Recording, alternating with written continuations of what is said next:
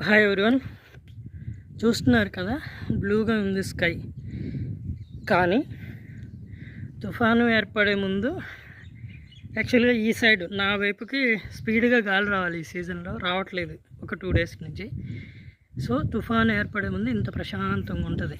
ఇప్పుడు వచ్చింది బ్రీజ్ చూడండి. లో లేయింగ్ క్లౌడ్స్ ఫామ్ అవుతున్నాయి అప్పుడే.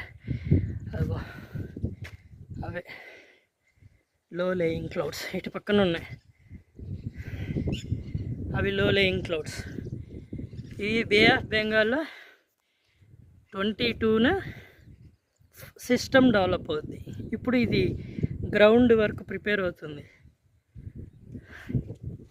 చూడండి ఎలా ఉందో. ఈ కోస్టల్ ఆంధ్రాలో ఉంటే తుఫాను ముందు వాతావరణం ఎలా ఉంటుంది, ఎలా డెవలప్ అవుతుంది అనేది ఒక ఐడియా ఉంటుంది. ఇలానే ఉంటుంది.